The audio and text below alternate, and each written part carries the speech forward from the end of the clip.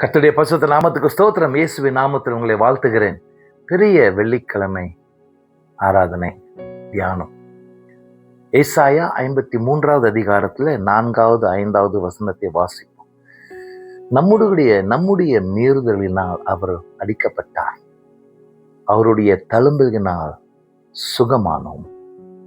கண்களை மூடி ஜெபிப்போம். என்னாண்டவராகிய கர்த்தாவே, உம்முடைய பாடுகளை நாங்கள் நினைப்பதற்கு இந்த தியானத்தை ஆசீர்வதிக்க ஜெபிக்கிறோம். உம்முடைய பெரிதான தியாகம் உலகத்தையே அசைத்தது ஆண்டவரே.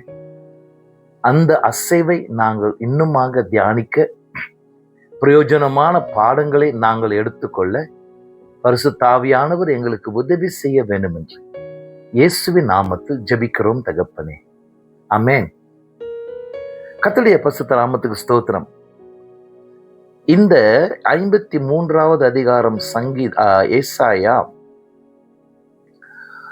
முழு வேதத்துல மிகவும் அருமையான, வித்தியாசமான, வல்லமையான ஒரு அதிகாரமா இருக்கின்றது. இந்த ஒரு அதிகாரத்துல இயேசு கிறிஸ்து பிறகுறதுக்கு முந்தைய 700 ஆண்டுகளுக்கு முந்தைய மிக தெளிவாக மேசியா இப்படிப்பட்டவராய் இருப்பார் என்பதை அழகாக பிரதிபலிக்கிற ஒரு அதிகாரம். இதுல என்ன பிரச்சனைனா, யூத சம்பிரதாயத்துல இந்த அதிகாரத்தை வாசிக்க கூடாது என்று யூதர்களுக்கு ஒரு கட்டளை உண்டு. தங்களுடைய ஆலயத்தில் வாசிக்கும் பாடத்தில் இந்த அதிகாரத்தை வைக்க மாட்டார்கள், வாசிக்க மாட்டார்கள். இது புறக்கணிக்கப்பட்ட forbidden chapter, செய்யக்கூடாது என்ற, வாசிக்க கூடாது என்ற ஒரு கட்டளை நிறைந்த ஒரு அதிகாரமா இருக்கின்றது. ஏன் அந்த நாட்கள் உள்ள யூத போதகர்கள் இந்த பாடத்தின் இயேசு கிறிஸ்துவை மிகவும் கூர்மையாய் காட்டுகிறதா இருக்கிறதுனால அதை நாங்கள் ஏற்றுக்கொள்ள முடியாது என்று சொல்லுகிறார்கள். அது நிமித்தம் இந்த மேசியாவை காட்டும் இந்த அதிகாரத்தை யூத சிந்தையிலிருந்தே அதை எடுத்து போட்டுவிட்டார்கள். கர்த்தருக்கு ஸ்தோத்திரம். அது மட்டுமல்ல தேவஜனமே, யூதன் இந்த அதிகாரத்தை வாசித்தால் யூத சமுதாயத்தை விட்டே புறக்கணிக்கப்படுவான், பயங்கரமான சாபத்துக்குள் வருவான் என்ற ஒரு கட்டளையும் இருக்கின்றது. யூதர்களுக்கு இந்த ஏசாயா 53வது அதிகாரம் அவர்கள் வித்தியாசமாக அதை பார்க்கிறார்கள். என்னவென்றால், இந்த அதிகாரம் இஸ்ரவேல் தேசத்தை காட்டுகிறது என்றுதான் அவர்கள் விசுவாசிக்கிறார்கள்.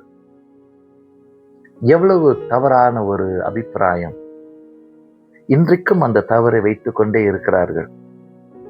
நாம் அந்த தவறை செய்யாதபடி இருக்க கர்த்தர் நமக்கு கிருபை செய்வாராக.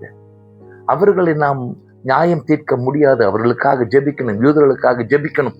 மேசியா யூதரிலிருந்து வந்தார் என்பதை அறிந்து கொள்ளணும். அவர் நம்முடைய பாடுகளை எடுத்தார். அவர் மட்டுமே நம்முடைய பாடுகளுக்காக அடிக்கப்பட்டார். தேவன் அவர் மேல் நம்முடைய பாவத்தை வைத்தார். ஐயா, இதெல்லாம் நம்ம பார்க்குற நேரத்தில், அம்மா இதெல்லாம் நம்ம உணர்ற நேரத்தில் நம்முடைய நாம் என்ற அகம்பாவம் இன்னும் நிற்க முடியுங்களா? முடியாது தேவஜனமே. சில வேளைகள்ல நம்முடைய படிப்பு, நம்முடைய அறிவு, நம்முடைய சிந்தை இந்த ரட்சிப்பு தேவை என்பதற்கு ஒரு பெரிய ஒரு தடையாய் வந்து விடுகிறது. கர்த்தருக்கு ஸ்தோத்திரம். நாம் யாவருக்கும் ரட்சிப்பு தேவை.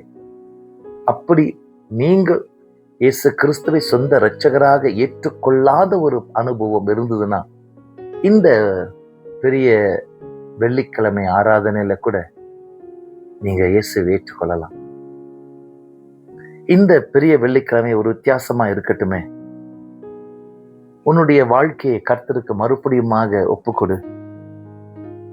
கர்த்தருக்குள் ஆண்டவர் உனக்கு கொடுத்த அழைப்பை, ஊழியத்தின் அழைப்பை புதுப்பித்துக்கொள்.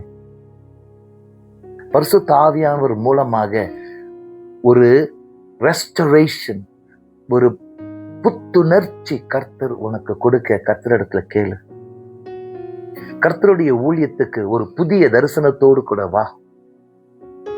தேவனுடைய அனுக்கிரகம், தேவனுடைய ஆசீர்வாதம் பெற்றுக்கொள். சில காரியம் சிந்திப்போம். சிலர் உண்மையாகவே கைகளில் ஆணி அடிப்பார்கள், சாட்டையை வைத்து தங்களே ரொம்ப சிச்சைக்குள் கொண்டு வருவார்கள். அப்படி செய்கிறதை விட எனக்காக பாடுபட்ட இயேசு கிறிஸ்து அந்த பாடுகளின் அனுபவத்தை விசுவாசத்தோடு நாம் நம்முடைய வாழ்க்கையில் ஏற்றுக்கொள்வது மிகவும் நல்ல ஒரு காரியம். கொஞ்ச நேரம் கல்வாரியில நம்ம இருக்கணும். தேவகுமாரன், இந்த பூமி உலகத்தை உண்டாக்குனவர், சிலுவையில தொங்கியிருப்பது எனக்காக, என்னுடைய நன்மைக்காக அவர் அங்க தொங்கிக் கொண்டிருக்கிறார். தேவ ஜனமே, ஏசாயா 53வது அதிகாரத்தை இன்னும் ஒரு முறை அமைதியான ஒரு சூழ்நிலை நிதானமாக வாசிப்பது பிரயோஜனமான ஒரு காரியமா இருக்கலாம். அதை எடுக்கும் பொழுது விசேஷமாக இயேசு கிறிஸ்து அனுபவித்த அந்த வலி, இயேசு கிறிஸ்து அனுபவித்த அந்த புறக்கணிப்பு, இயேசு கிறிஸ்து அனுபவித்த அந்த தனிமை, இயேசு கிறிஸ்து அனுபவித்த பயங்கரமான அவமானம், இயேசு கிறிஸ்து அனுபவித்த உலகத்தின் பாவத்தை எல்லாம் தன்னுடைய தோளில் சுமந்த அந்த காரியத்தை பார்த்தது. அடுத்தது மரித்ததை கொஞ்ச நேரம் தியானிப்பது நல்லதொரு காரியமாக இருக்கும். நாம் ஜெபிப்போம். என் ஆண்டவராகிய கர்த்தாவே, இவ்வளவு வலி நிறைந்த தியாகத்தை எனக்கு நீர் கொடுத்ததுக்காக உமக்கு நன்றி செலுத்துகிறேன்.